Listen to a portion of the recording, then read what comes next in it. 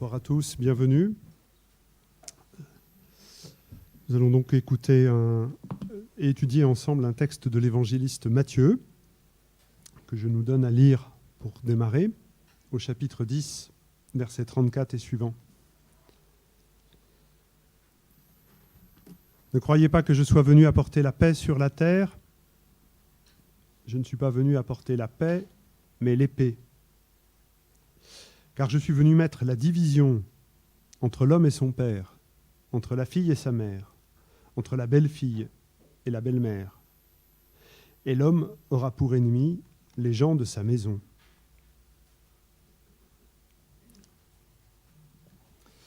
Il me semble que l'on avait ajouté un verset. On avait ajouté un verset. En tout cas, ça me convient. Celui qui aime son père ou sa mère plus que moi n'est pas digne de moi. Celui qui aime son fils ou sa fille plus que moi n'est pas digne de moi. Celui qui prend sa croix... on s'arrête là. Oui. On s'arrête à 37. Voilà. Ce n'est pas à cause de la croix, simplement. Pour le juif que je suis, ça pose d'autres problématiques. Ce n'est pas dans le même sujet que les versets précédents. C'est une autre étude.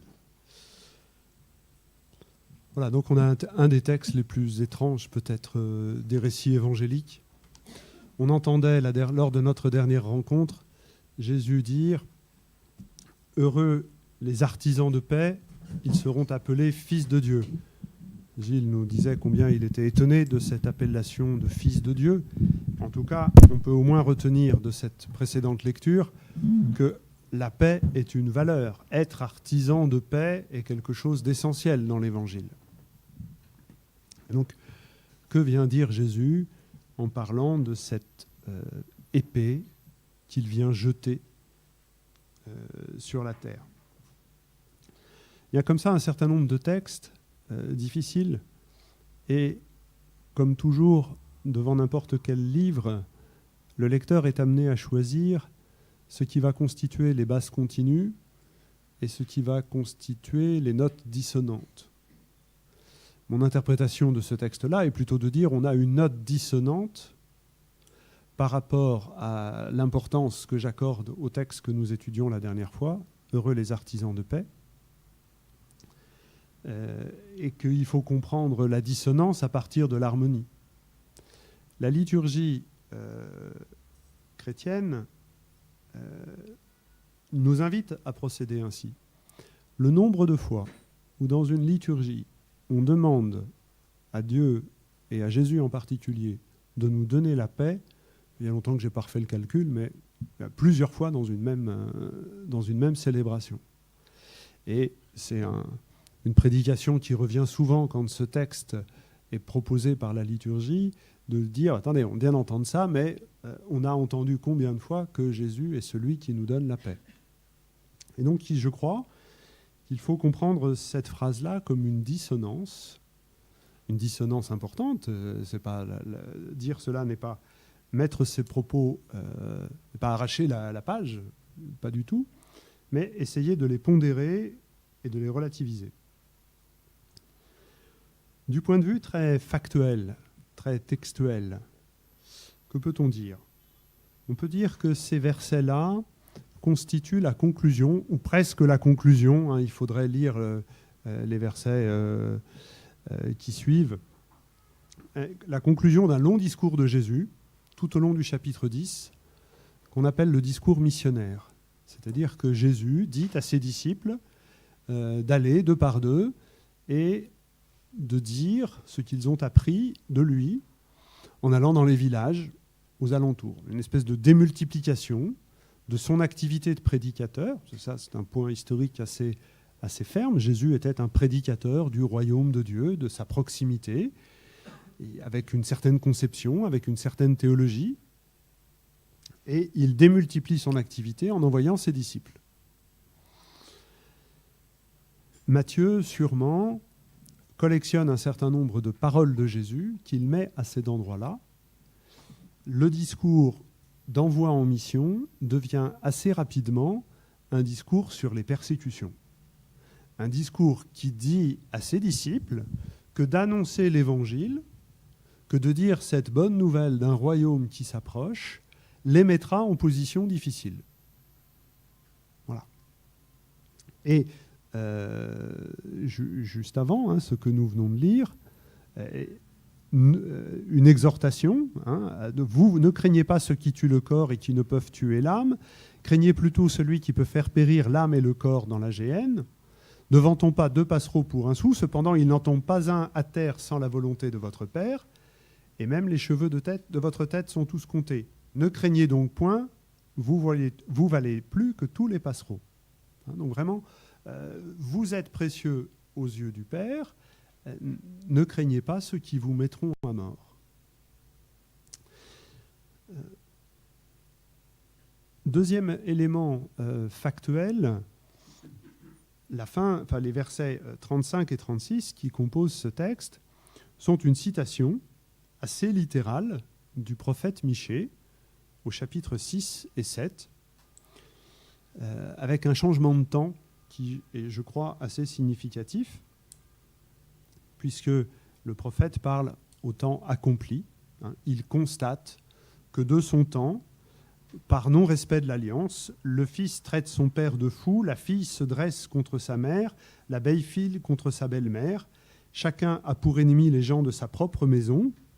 Alors, et puis il y a une phrase supplémentaire qui ne nous est pas rapportée dans l'Évangile selon Matthieu. Mais moi je guette, toujours à l'inaccompli, moi je guette le Seigneur, j'attends, inaccompli, Dieu mon sauveur, il m'écoutera, mon Dieu.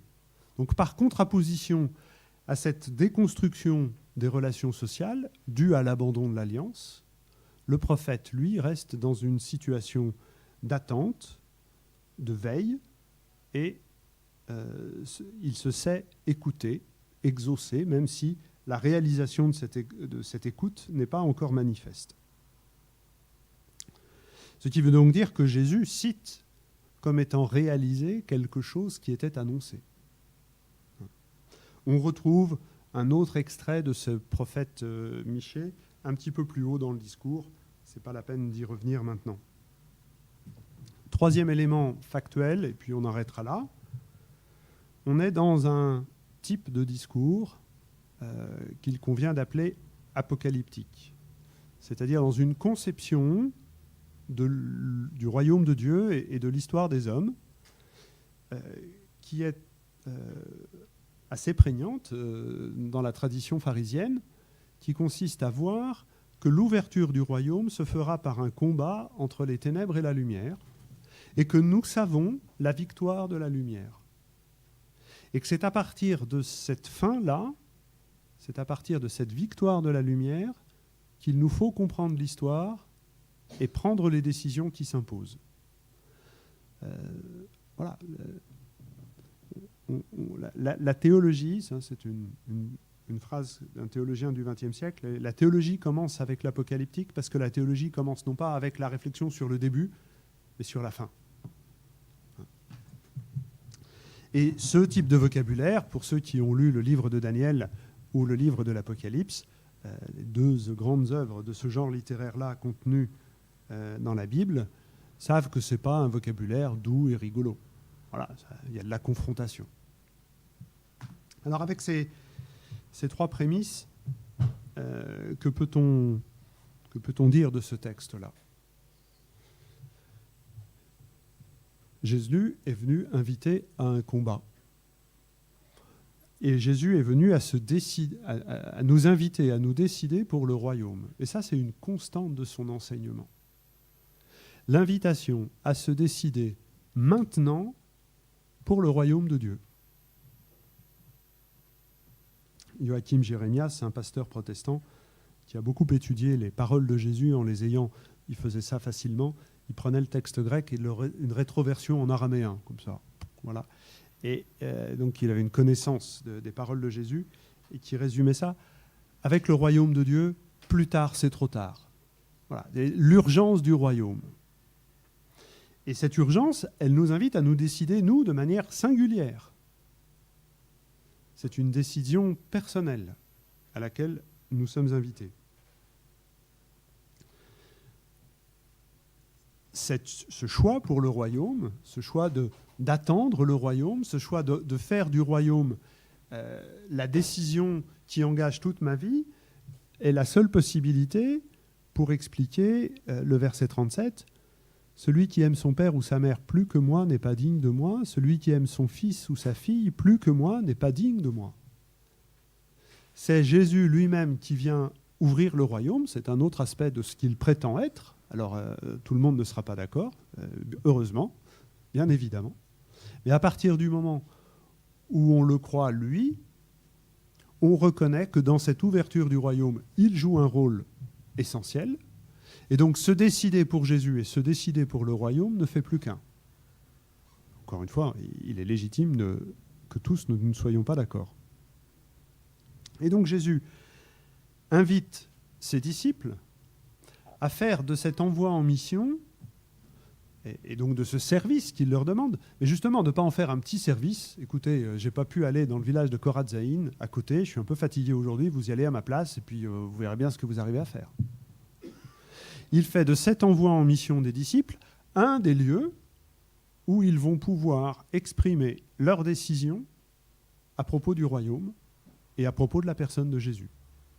Ils vont certes devoir dire des choses comme Jésus pouvait les annoncer, reprendre le texte que nous lisions la dernière fois, les béatitudes, mais aussi d'avoir à dire qu'ils croient, ils reconnaissent que Jésus est là pour quelque chose dans l'ouverture du royaume, sans qu'après ça, dans les scénarios possibles et imaginables, dans ceux qui appartenaient à la théologie de l'époque, il y ait grand-chose à y reconnaître et à y attribuer tout de suite. Et donc l'invitation d'avoir à prendre une décision qui ne sera pas facile, qui ne met pas immédiatement en paix. Alors j'ai rajouté un mot dans le texte. Je ne suis pas venu jeter la paix, littéralement. Et on pourrait même traduire encore, si on est plus rigoureux, puisqu'il n'y a pas l'article en grec, je ne suis pas venu jeter une paix quelconque. Je ne suis pas venu vous offrir une sérénité tranquille.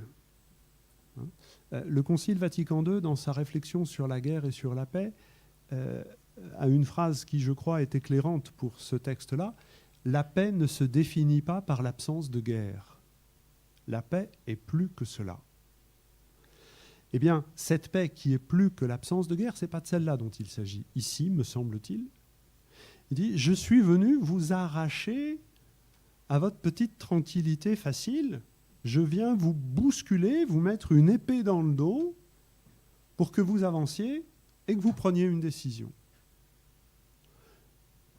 Bien que ça soit du langage apocalyptique, c'est donc, me semble-t-il, à prendre d'une manière métaphorique.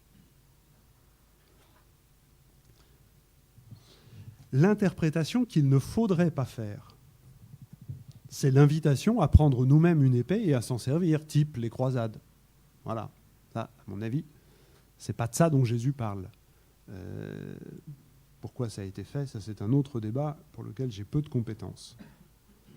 Mais pourquoi ça a été, c'est quoi de ça a été fait? D'avoir pris des épées pour annoncer le royaume. Hein. Il s'agit pas. Jésus ne demande pas de prendre l'épée. Jésus demande d'accepter d'en être les victimes si la situation se présente. S'il y a besoin d'aller jusqu'à ce choix ultime pour le royaume, il faut pouvoir l'envisager. Le cardinal Newman disait « Il est bon de ne pas vouloir et de ne pas demander être martyr ». Sérénité dans la tradition chrétienne, il y en a qui sont allés jusque-là, c'est quelque chose d'exceptionnel. Ça n'est pas la règle. Mais cette phrase nous est donnée pour inviter le disciple de Jésus à jauger la décision qu'il a à prendre et à ne pas écarter la perspective d'avoir à faire un choix vital pour Jésus.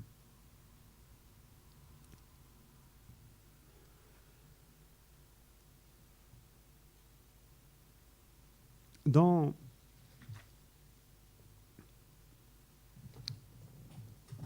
tellement d'autres textes de l'Évangile, Jésus apparaît comme celui qui vient donner la paix, celle dont je parlais à l'instant en disant qu'elle n'est pas l'absence de guerre. On peut penser à son apparition dans la résurrection, où la première chose qu'il dit, c'est « Je vous donne ma paix ».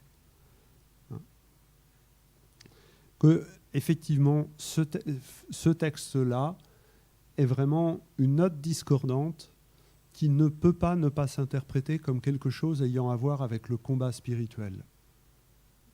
Ne peut pas ne pas avoir avec ce chemin de vie avec le Seigneur Jésus, qui n'est plus là, avec la parole, avec le combat de l'étude.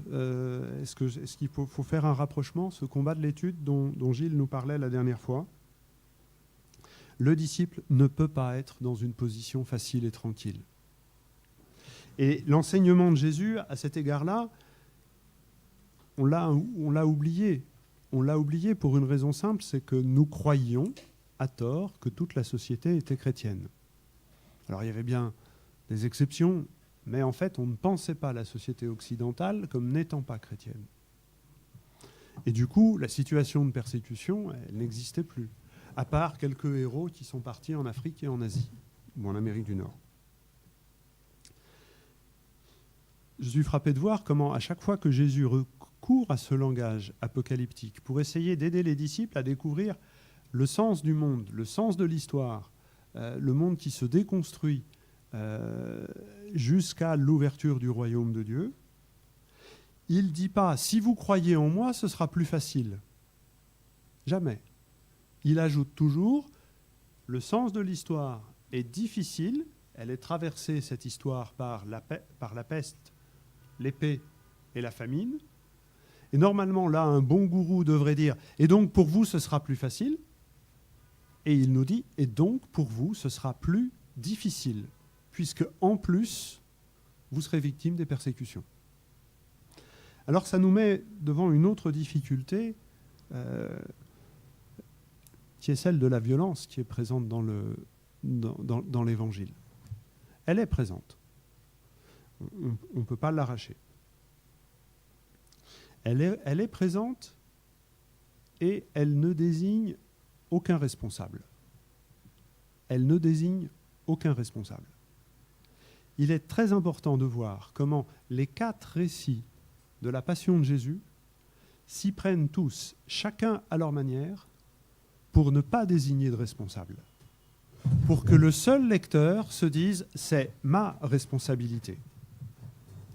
Le plus facile, le plus croquignolesque presque, c'est de voir comment dans la Passion selon saint Jean, on arrête le Seigneur Jésus avec une cohorte, c'est-à-dire une unité de 6000 soldats de l'armée romaine.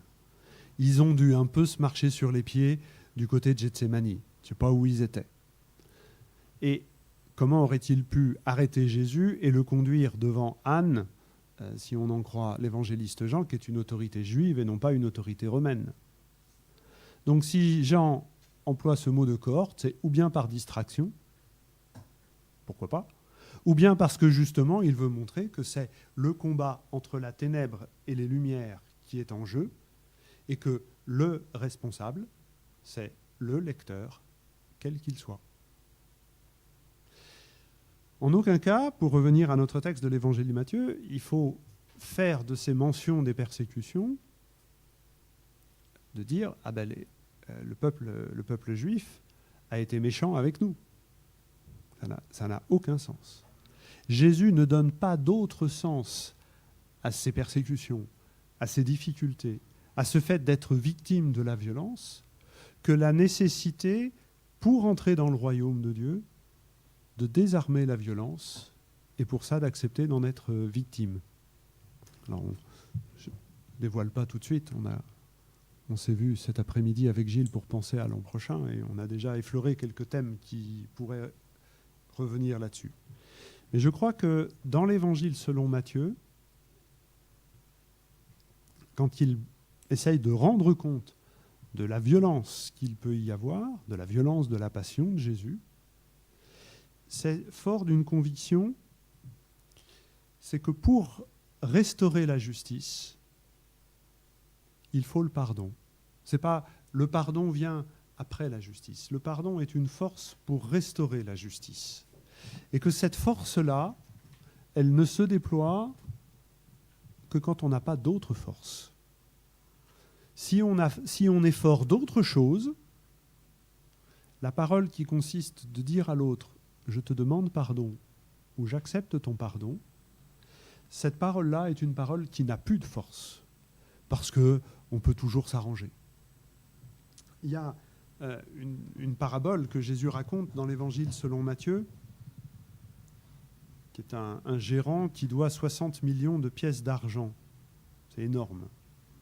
On le lui remet, une dette de 60 millions de pièces d'argent. Je ne sais pas à quel taux d'intérêt. Et lui n'accepte pas de remettre 100 deniers, c'est-à-dire des cacahuètes. Et donc la remise de dette n'a pas fonctionné. La remise de dette initiale n'a pas été contagieuse au point que cet homme puisse à son tour faire quelque chose du même ordre, même si ça n'est pas dans les mêmes proportions.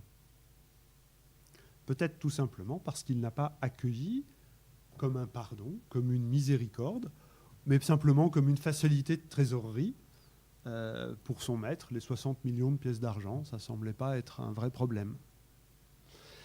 Il était le serviteur d'un maître. La parole du maître, qui est une parole de pardon, n'est pas reconnue comme telle, ne déploie pas sa puissance. Je reviens à ce que je disais juste avant de faire ce détour par cette parabole du chapitre 19 selon Matthieu. Dans l'évangile de Matthieu, nombreux sont les textes pour lesquels le pardon ne se donne à entendre que quand on n'a pas d'autre force que cela. Aussi, pour pouvoir annoncer que le royaume de Dieu va s'ouvrir. Alors, c'est là où on va sûrement discuter avec Gilles, non pas sur une idée de justice, mais davantage sur une idée de miséricorde, ou plutôt sur l'exigence que Jésus nous pose d'associer les deux, justice et miséricorde. Alors, l'annonce de ce royaume ne peut pas se faire en position de force. L'annonce de ce royaume ne peut pas se faire en position de force. Et donc l'épée dont il s'agit, que Jésus a, ce n'est pas celle qui nous donne en nous disant « faites de même », c'est celle qui nous met dans le dos pour nous conduire à ce point de nous-mêmes où nous sommes défaits, où nous annonçons quelque chose qui nous dépasse, voire même qui nous condamne. Je ne suis pas à la hauteur de ce que j'annonce. Et c'est dans cette position de déconstruction, de faiblesse, que la parole qui annonce le royaume pourra être reconnue comme n'étant pas mon idée, comme n'étant pas une idée, mais comme, pour reprendre les mots de Paul, un évangile, une bonne nouvelle qui fait son œuvre dans le cœur des croyants. Voilà donc quelques éléments pour accueillir cette phrase étonnante qui ne doit pas être prise comme étant l'harmonique principale ou la basse continue, mais bien comme étant un élément discordant, situé dans un contexte très particulier, celui de l'envoi en mission, qui est une invitation à accepter d'aller jusqu'au bout, et donc qui invite à regarder pourquoi Jésus lui-même est obligé d'aller jusqu'au bout. Et il me semble important de regarder comment chaque évangile rend compte de cette passion et de ce jusqu'au bout de Jésus. Chaque évangile a sa logique propre et ne dit pas la même chose. En aucun cas, ce texte est un appel à la violence. Il est un appel à consentir à subir la violence, ce qui est bien différent. Je vous remercie.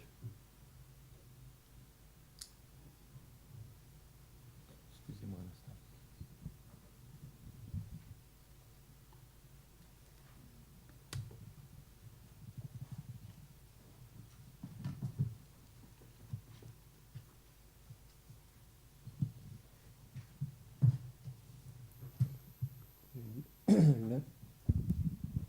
L'intitulé qui a été donné à notre soirée d'études, c'est « Qu'est-ce qu'est venu apporter Jésus ?» Éric a ouvert deux pistes fortes. Je les ai présentes à l'esprit. Je ne me situe pas immédiatement par rapport à l'une d'entre elles, mais peut-être au terme de ma lecture de ces versets de Matthieu. Le ferai-je ? La question centrale que l'on se pose effectivement ici est de savoir ce que Matthieu est venu apporter. Alors, il y a deux versions, celle de Luc, celle de Matthieu. J'ai fait plus que jeter un coup d'œil sur la version de Luc. Nous sommes au chapitre 12. C'est la fin.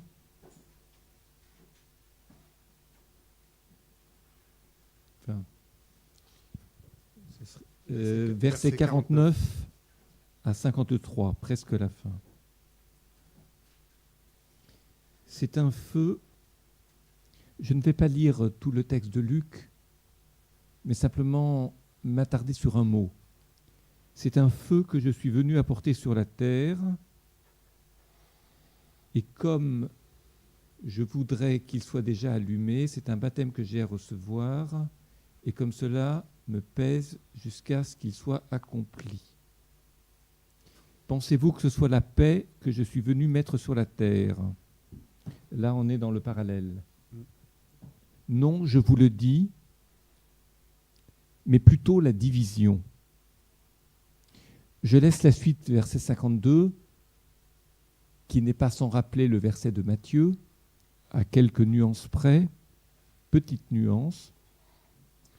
Mais par contre, là où il y a beaucoup plus qu'une petite nuance entre Luc et Matthieu, c'est que Luc parle de division, alors que Matthieu parle d'épée. Épée me paraît juste, j'ai regardé le grec. En même temps, en regardant le grec, j'ai pris ce qu'on appelle la route à contresens.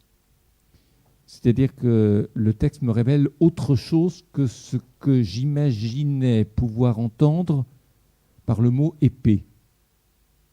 Et je pense qu'effectivement, Luc a raison lorsqu'il parle de division. Au premier abord, et j'avance maintenant, selon, moi j'ai la traduction de Tob, j'en ai regardé d'autres, la traduction de la Tob, j'en ai regardé d'autres. Selon Luc, c'est la division, selon Matthieu, c'est l'épée. Que dit le grec ? Ce qui a été traduit par division apparaît dans le mot diamérismos, avoir le sens du partage, distribution, ça vient de méros, en grec, la part. Et donc, faire des parts, séparer en parts. Diamérismos, alors si vous prenez le mot dia, la préposition dia, c'est une préposition qui donne l'idée en se séparant, en séparant. On est en train de séparer. Alors bien sûr, on est tous désireux de recevoir notre part. Alors comment comprendre dans la version de Matthieu le mot épée, qui est une arme qui est faite pour tuer, ou se tuer, mais être tué, mais tuer. Le mot grec machéra ne signifie pas l'épée, mais le couteau en réalité. C'est un couteau. C'est le grand couteau que l'on utilise pour des sacrifices, pour des corbanotes en hébreu. Je me dois d'être aussi vigilant à la littéralité du texte en grec que lorsqu'un chrétien étudie le texte de la Torah et qu'il fait l'effort d'apprendre l'hébreu, de manière à entendre l'hébreu de la Torah au plus près de l'étymologie des mots, et non pas du projet dont le traducteur est porteur parfois. Une certaine idée qu'il se fait du texte peut devenir chez le lecteur le texte lui-même. Soyons vigilants. Le sens d'arme de combat, pour dire l'épée, ne vient que beaucoup plus tard et bien après. Ce n'est pas le sens premier. Si vous lisez Pascal, lorsqu'il cite ces textes, il dit que Jésus, c'est dans la lettre aux Roanaises, dans une des lettres, Jésus est venu apporter le couteau et non la paix.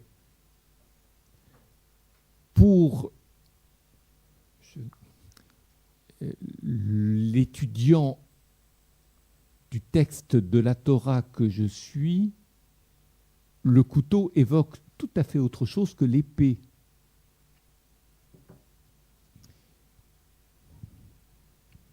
Pourquoi ?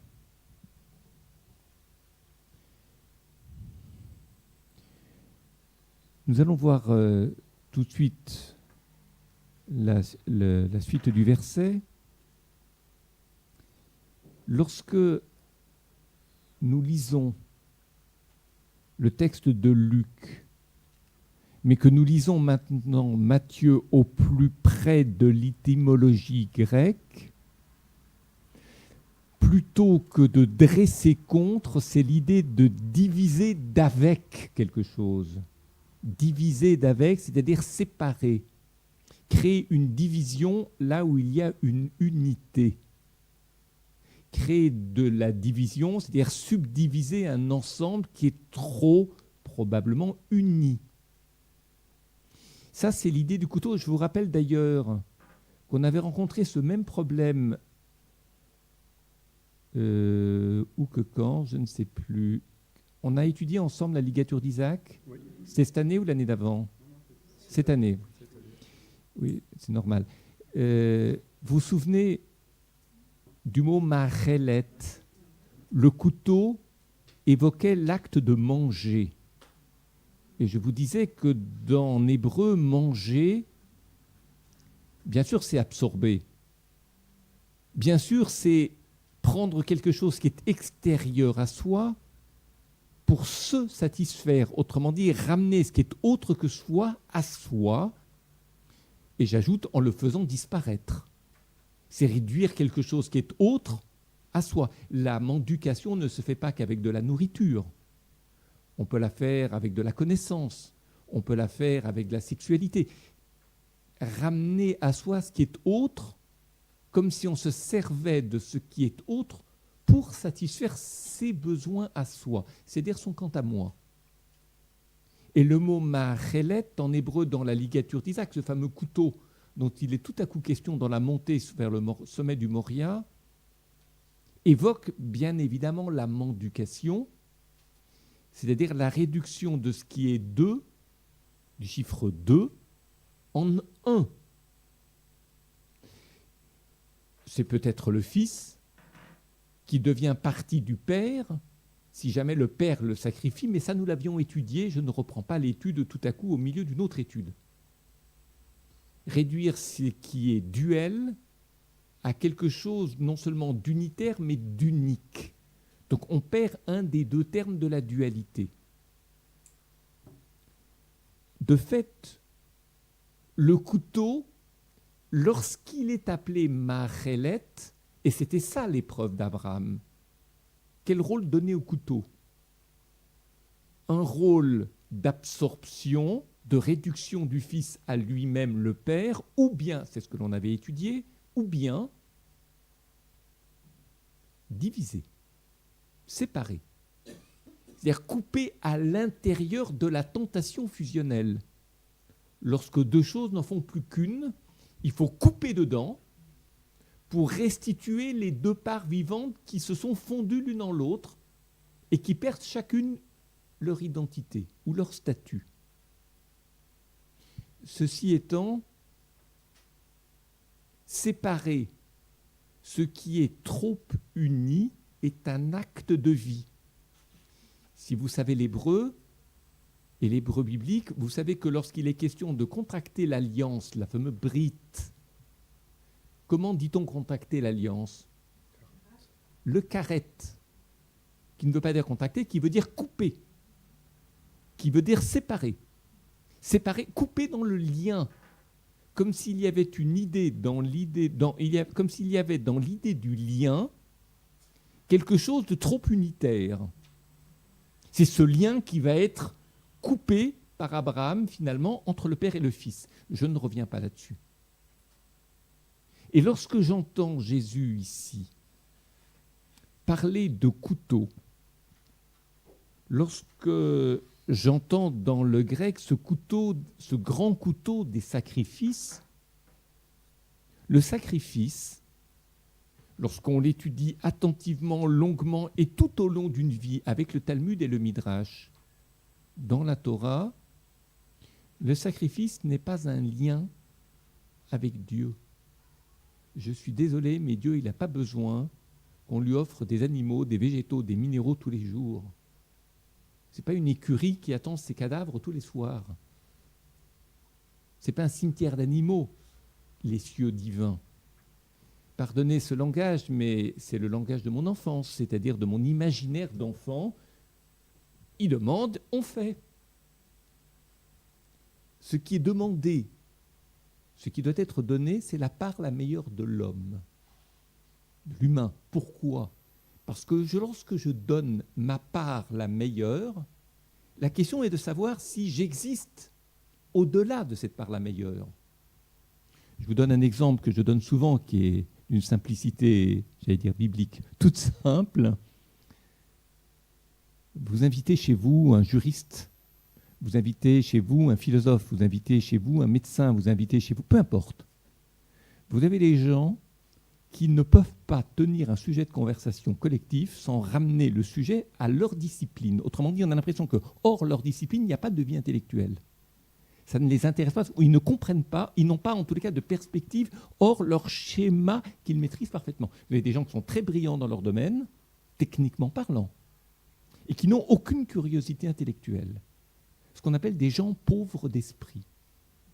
Pauvres d'esprit, c'est-à-dire hors leur métier, ils ne savent pas parler de grand-chose. Ils ne s'intéressent pas au langage autre que le leur. Pourquoi je vous dis ça ? Parce qu'en fait, ce sont des personnes qui, dès lors qu'elles se sont identifiées à leur discipline, qu'elles livrent leur connaissance au travers du langage de leur discipline, n'ont plus rien d'autre à dire. Et moi, j'appellerais ça leur sacrifice. Plus exactement, leur offrande à Dieu, leur offrande à la collectivité. Mais lorsqu'ils ont déposé cette offrande à la collectivité, ils n'ont plus rien à révéler d'eux-mêmes. Par les musiques avec eux, par les peintures, par les histoires, par les psychanalyses, par d'autres choses, sont pauvres. Sauf s'ils arrivent à retrouver dans le sujet une phrase ou une expression qui leur permet d'être reliés à leur discipline. Ce qui est évidemment très artificiel et on s'en rend compte tout de suite. Puis c'est ennuyeux parce que ça renvoie à la conversation, ça la ramène de nouveau à son point de départ. Mais lorsqu'on a donné sa part la meilleure, a-t-on autre chose encore à donner ? Et ce que Dieu demande à son peuple, en déposant des offrandes, et elles sont multiples pour de multiples causes, etc., c'est de donner et d'assurer que chacun existe encore autrement qu'au travers du don de sa part la meilleure. C'est cette altérité en soi que révèle le korban, c'est-à-dire, non pas un sacrifice, korban, le karev, ce rapprochement d'avec Dieu, parce que plus on se rapproche de Dieu, plus on est en prise avec sa propre altérité. C'est-à-dire, plus on se désidentifie d'une image très complaisante que l'on a lorsqu'on est en lien direct avec les grands de ce monde, et le bon Dieu en fait partie, pardonnez-moi l'expression, parce qu'on est sécurisé. Mais c'est précisément lorsqu'on a déposé sa part la meilleure que l'on prend conscience de sa propre altérité, de ce qui est autre en soi que ce que l'on a donné, et que l'on découvre, et que l'on ne connaît pas, et qu'on ne maîtrise pas, voire que parfois on ne sait pas nommer. Et ça, c'est très insécurisant. Le korban, l'offrande à Dieu, n'a pas pour objectif de sécuriser, mais au contraire de créer de l'inquiétude là où il y a trop de sécurité, mais en passant par le canal de ce raisonnement, qui est un raisonnement talmudique. J'allais dire, cela va sans dire. Et ce que j'entends dans ce couteau qui sert au grand sacrifice, par sa racine grecque, mais ça ne me gêne pas. Qu'est-ce que j'y entends ? L'idée de la division, c'est-à-dire de la séparation de la part complaisante qui est en soi, d'avec la part d'altérité qui est inquiétante. Et beaucoup de gens n'y arrivent pas.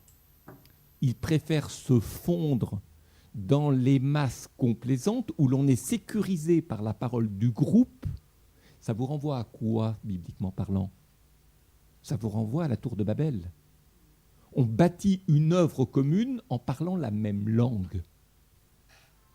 La question n'est pas de savoir si cette tour monte au ciel, ça ne veut rien dire. Le bon Dieu, il n'est pas dans les nuages, il n'est ni dans le bleu, ni en dessous, ni au travers, ni au-dessus, ça n'a aucun sens. Mais la langue commune donne une force terrible qui fait que celui qui pense minoritaire ou seul, à l'écart, est très angoissé, parce que la solitude est très dure à porter. Elle peut souvent faire l'objet de dérision, de critiques, de toutes sortes de choses, alors que dans le groupe, on ne vous voit pas, on ne vous connaît pas. Donc vous échappez à toute critique, à tout jugement. Ça, c'est Babel. Et par rapport à Babel, nous avons ici cette parole de Jésus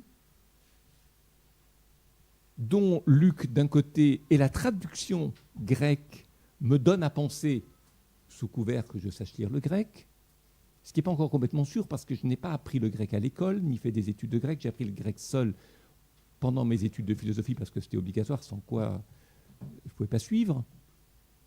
Mais je suis surtout attaché au niveau du grec à cette notion d'étymologie, de sens premier des termes, parce que l'hébreu m'y a conduit à cette démarche. Donc si je prends le texte des évangiles ou de l'épître, mais prenons les évangiles au sérieux, je veux travailler avec eux comme je travaille avec le texte de la Torah, c'est-à-dire avec le sens premier du mot grec qui le dit.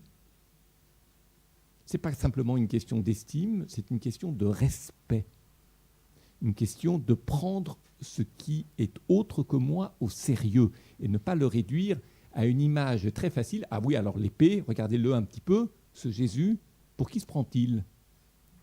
Ça, c'est le tyran, c'est l'image du tyran qui apparaît au travers de l'épée. Je n'ai pas dit au travers de la lecture que Éric en a fait tout à l'heure, mais je connais nombre de juifs qui se jettent sur ce texte. Vous avez vu un petit peu pour qui il se prend? Autrement dit, s'il lui est arrivé ce qui lui est arrivé, c'est que point de suspension.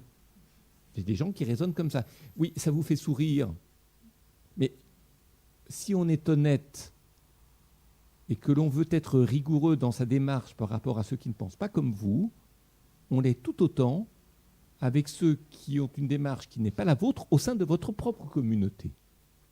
Les critiques ne sont pas réservées uniquement à ceux qui n'ont pas les mêmes convictions que vous.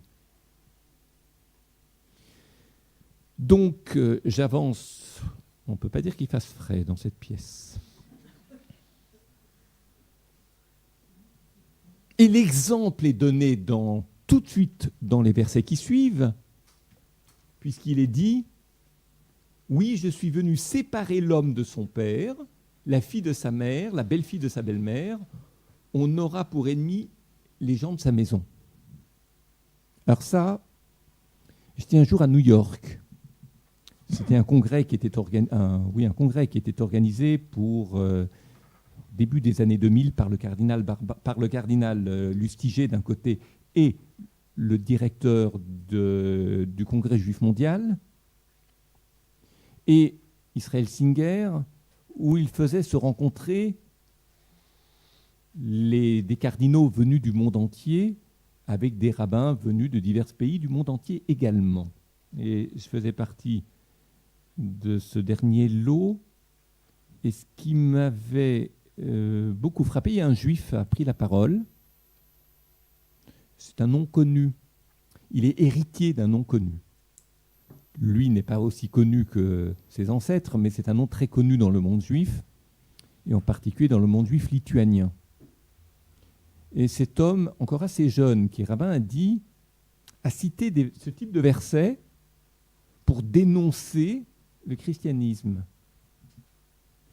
J'avais envie de lui donner des cours de grec, enfin si j'en suis capable, enfin de lui faire apprendre le grec.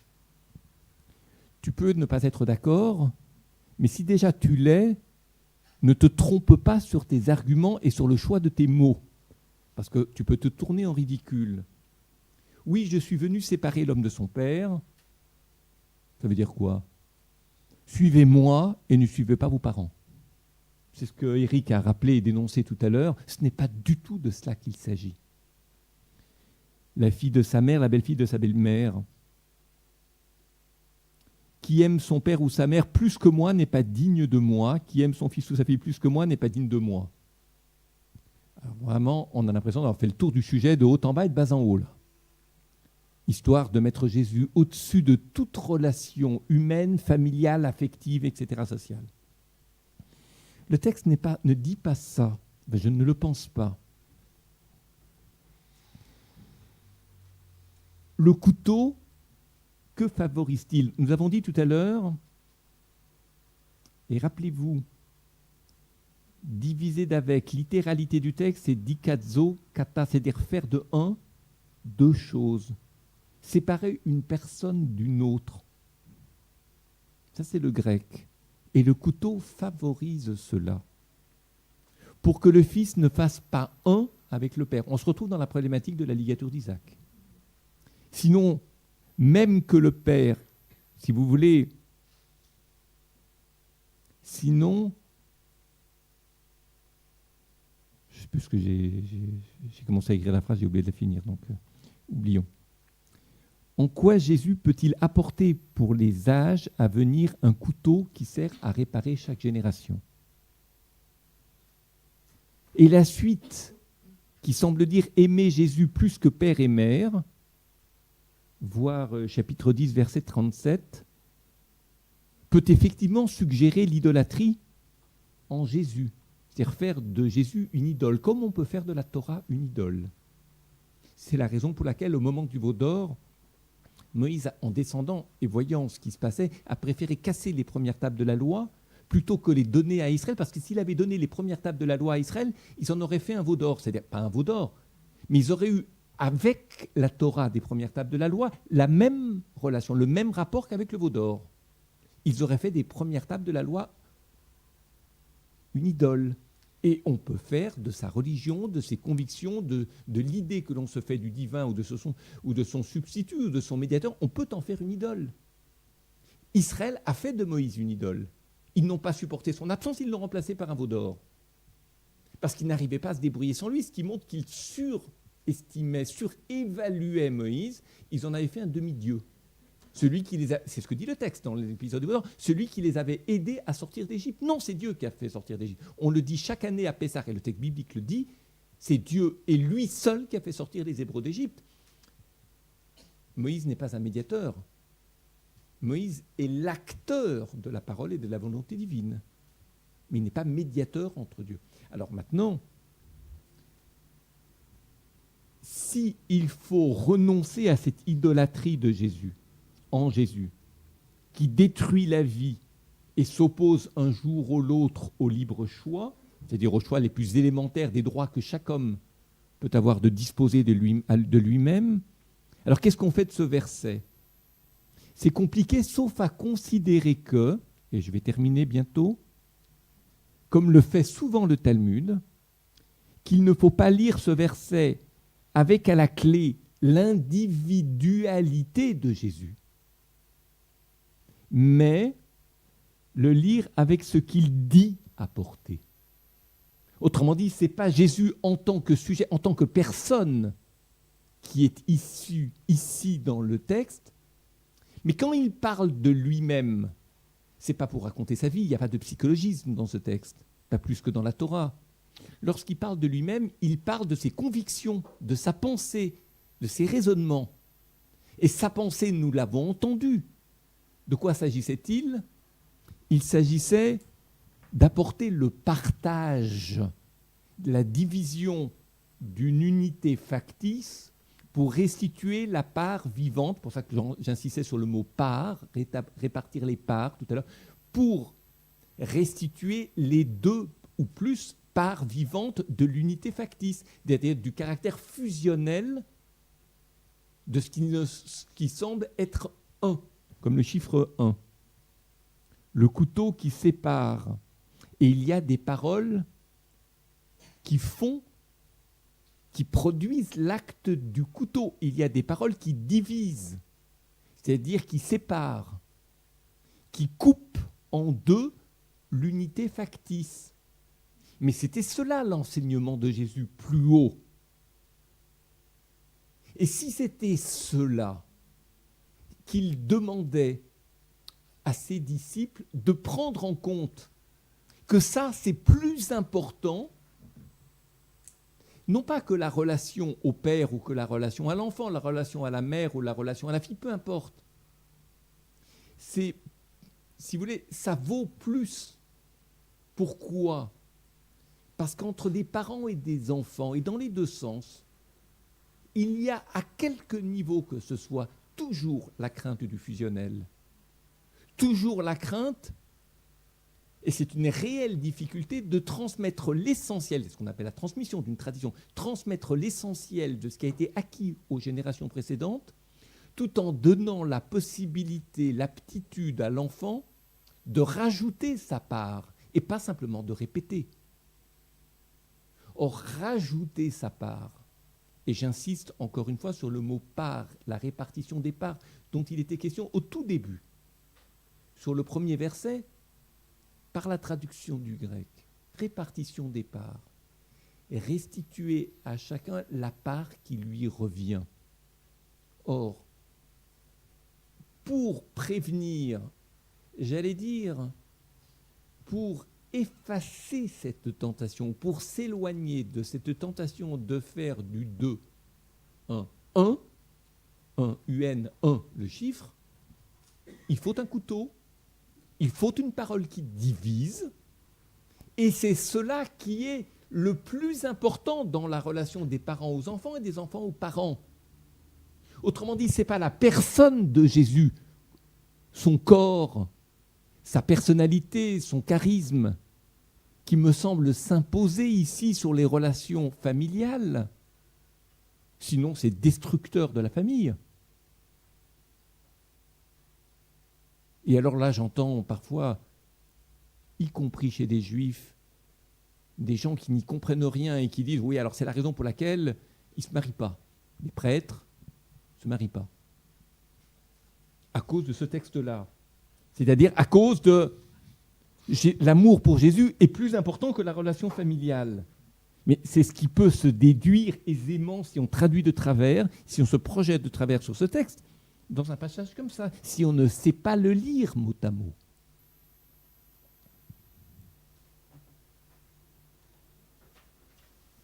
Celui qui aime son père, sa mère, son fils, sa fille, son frère, sa sœur,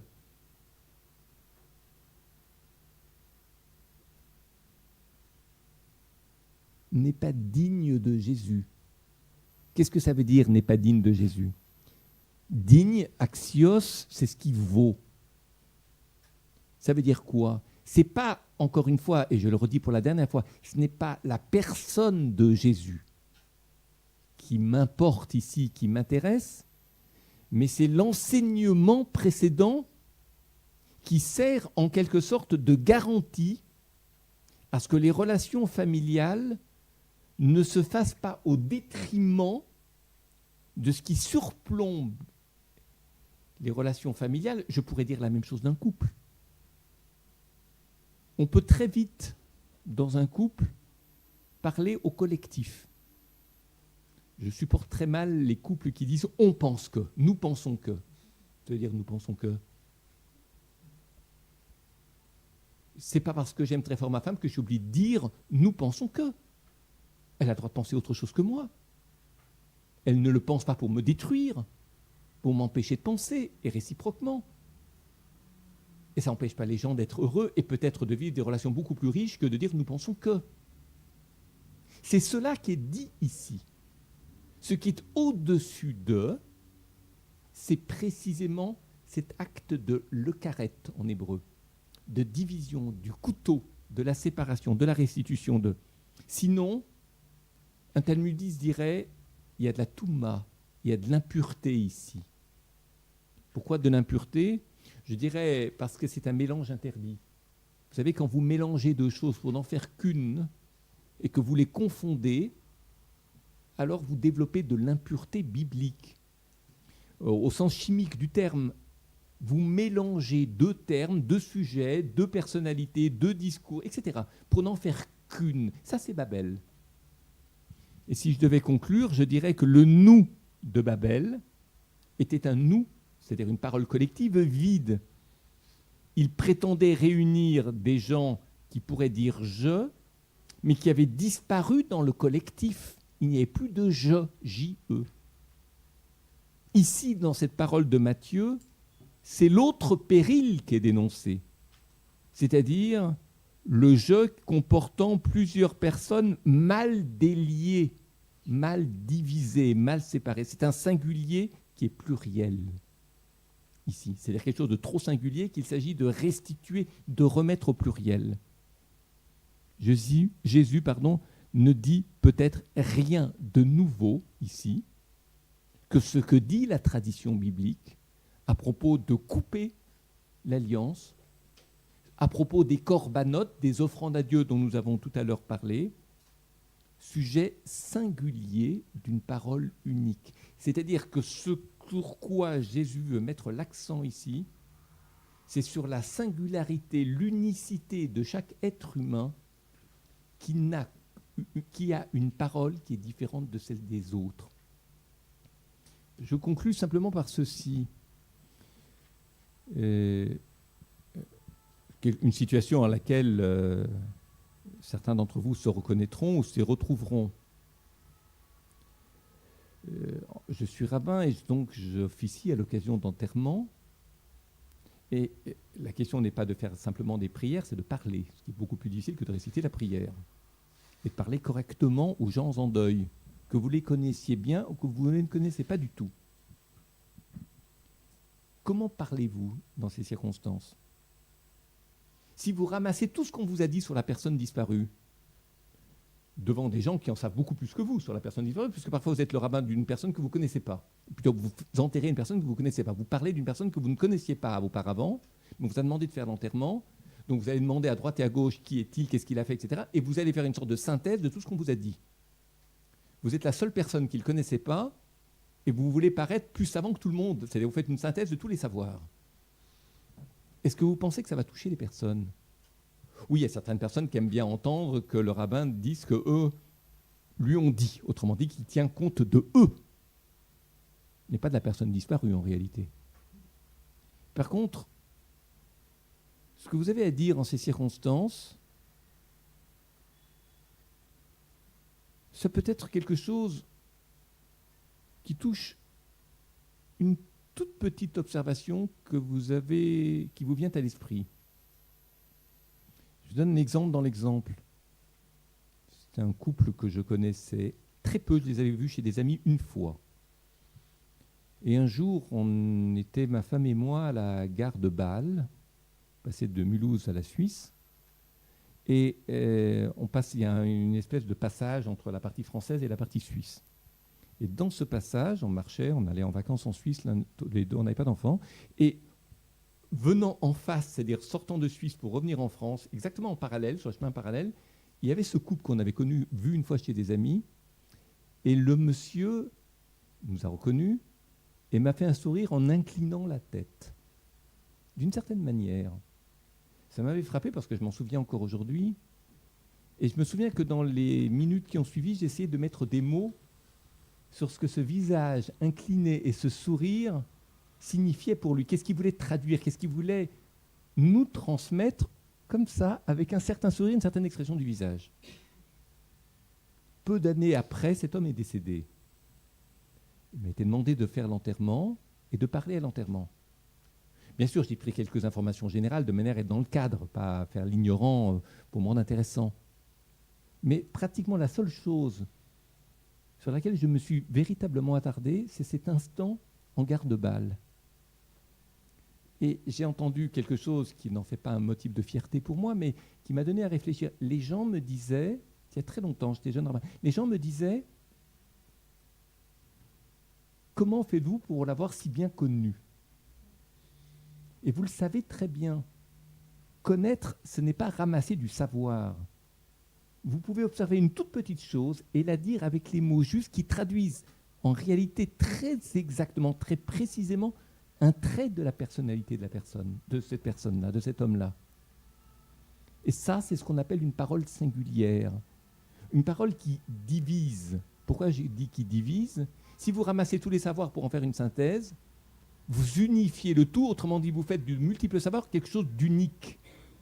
Si vous fonctionnez à l'envers, vous prenez juste une observation, mais vous la travaillez très en profondeur, comme un peintre peut le faire d'une toute petite chose, à ce moment-là, vous séparez cette personne du reste de l'humanité. C'est-à-dire, vous dites d'elle quelque chose qui est unique, parce que personne ne sourit de la même façon et personne n'incline son visage de la même façon et au même moment.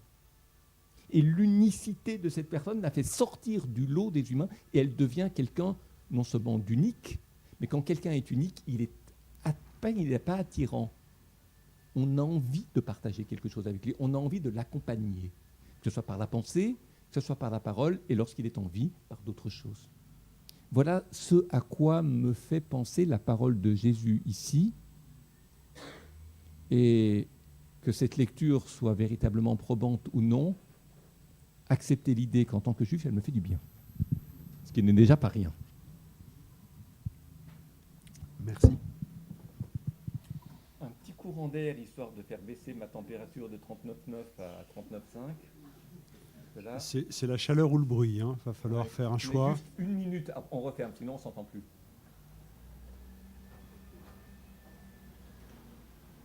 Les poubelles nous attendaient pour... faire leur office.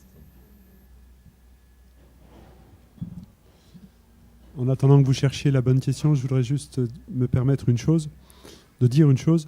Je suis particulièrement ému à entendre ton témoignage de rabbin faisant des enterrements. On a quelques complicités qu'on a pu développer durant ces rencontres, mais on fait le même métier. Et je reconnais bien le souci, voilà, ne pas avoir à tout raconter devant des gens qui savent mieux et de choisir une touche de peinture. Ouais.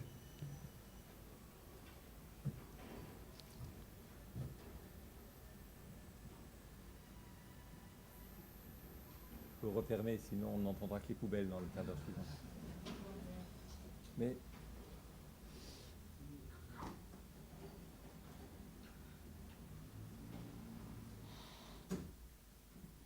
ceci étant, je m'excuse, quand vous vivez avec quelqu'un en couple, c'est la Là, on ne fait pas le même métier. Non. On ne peut pas être gagnant sur tous les tableaux, cher ami.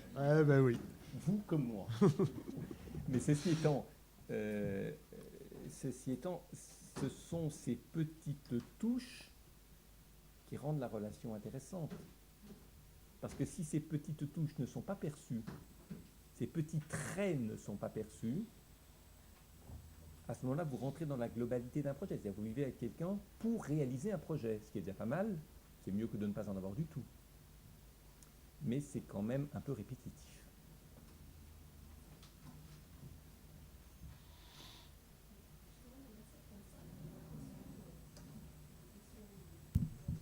À qui parlez-vous? À moi? Vous n'avez pas essayé de fermer cette porte? Elle était fermée avant. Regardez en haut si elle n'est pas un peu inclinée. Là, il y a les techniciens qui arrivent. Hein. Les experts.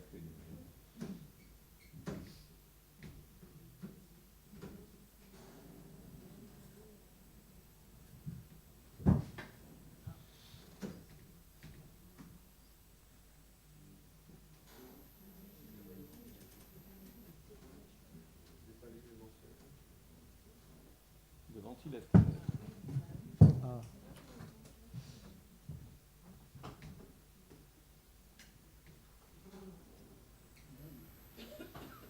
La grâce.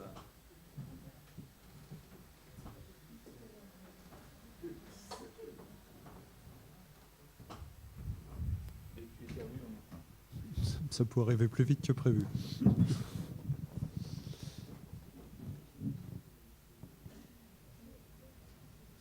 Vous disiez, madame, je répéterai votre question, que tout le monde les entende.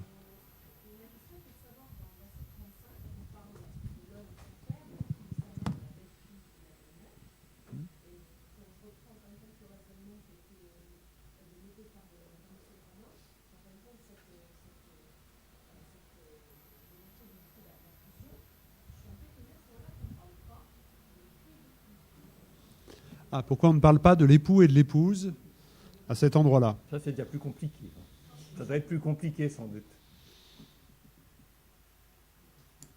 Je ne sais pas, je ne vais pas inventer des réponses pour me rendre intéressant, je ne sais pas. Le fait est que c'est une citation. Hein, c'est une citation. Et peut-être si Jésus avait parlé de son propre chef, aurait-il repris des phrases similaires et pourquoi pas rajouter la question de l'époux et de l'épouse? Ça aurait été concordant avec l'interprétation que Gilles vient de nous proposer. Mais le fait que ça soit une citation, me semble-t-il, est important pour dire les temps que je viens ouvrir, et on pourrait reprendre, trancher, ce ne sont pas des temps comme ça. Ce n'est pas quelque chose qui vient de nulle part. C'est un moment qui vient de la volonté de Dieu, de la volonté du Père, volonté qu'il a exprimée par ses prophètes.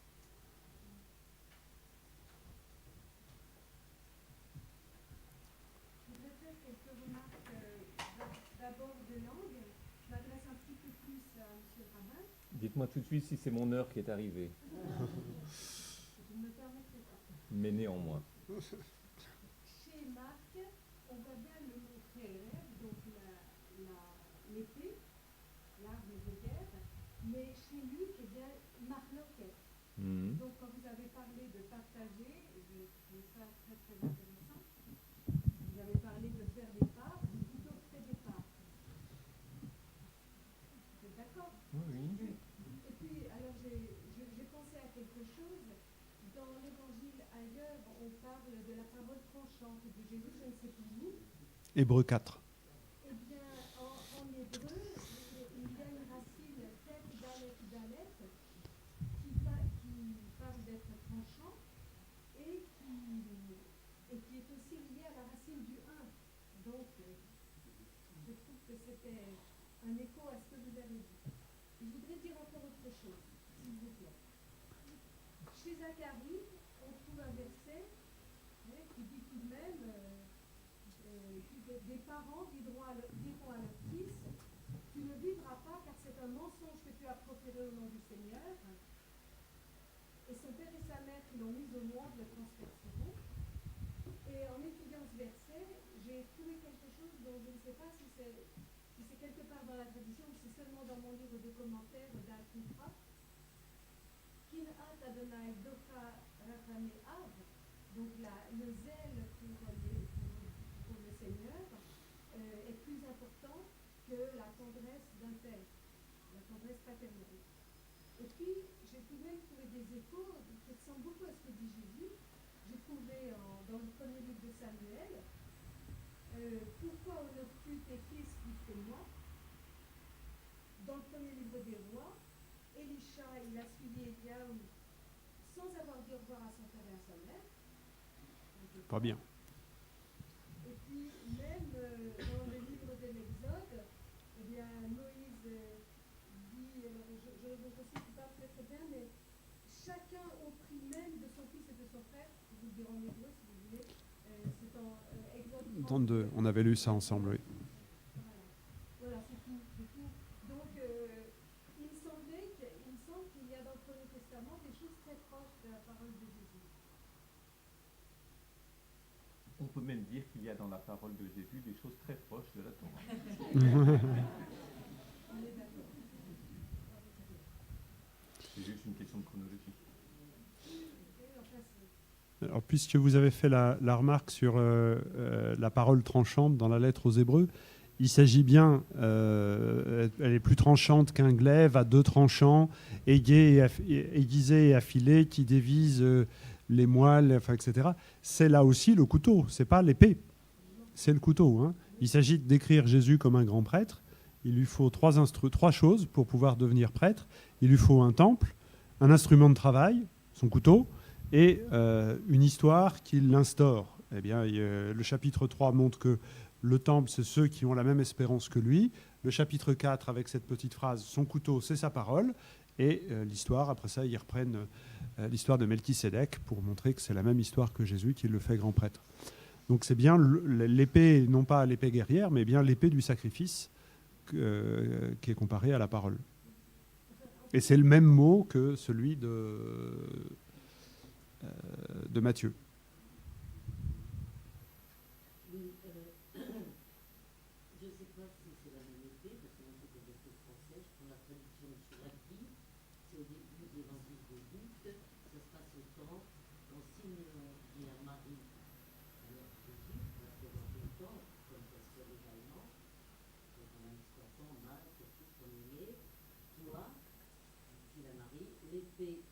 transpercera l'être, afin que soient découvertes les ruminations de bien des cœurs.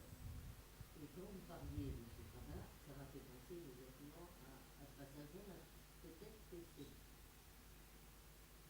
que c'est seulement une association d'idées que c'est pas valable comme rapprochement. Par ailleurs, par rapport à tout ce que je disais,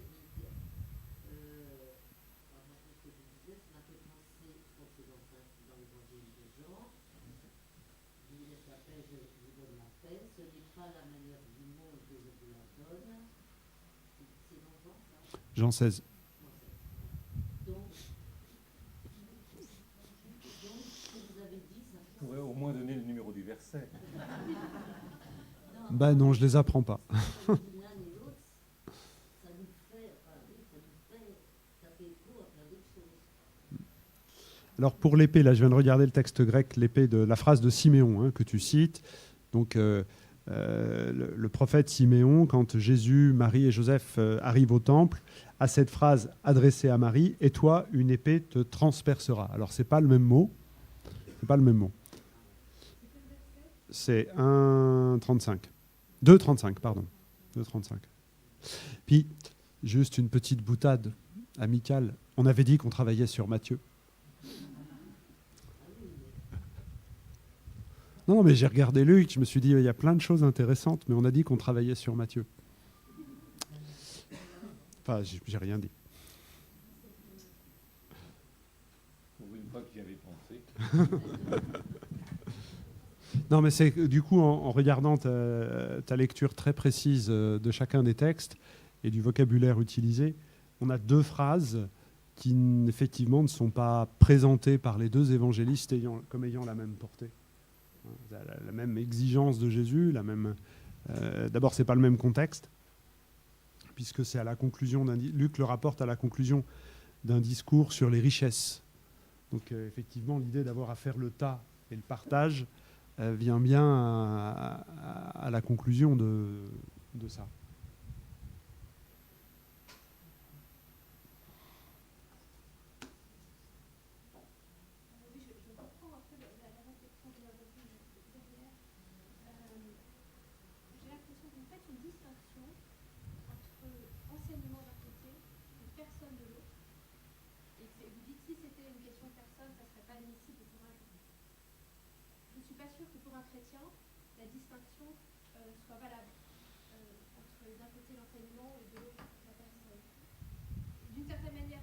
C'est pour me rappeler que je ne suis pas chrétien, vous avez raison. D'une certaine manière, le racine de derrière disait que ce langage-là, si c'était Dieu qui le tenait sur lui-même, au sujet de Dieu, il serait parfaitement acceptable de dire qu'on peut faire passer Dieu au-dessus de son fils, de ses parents, d'une certaine manière, d'une certaine façon évidemment, dans certains textes, enfin, avec mille nuances. Alors pour que tout le monde ait pu entendre, je me permets d'essayer de reformuler. Votre remarque consiste à dire que les textes de la première alliance qui ont été mentionnés, c'est Dieu qui vient trancher, et que là, finalement, Jésus le porte sur lui-même, et que du coup, la présentation de Gilles qui semblait séparer l'enseignement et la personne n'est peut-être pas aussi forte que cela.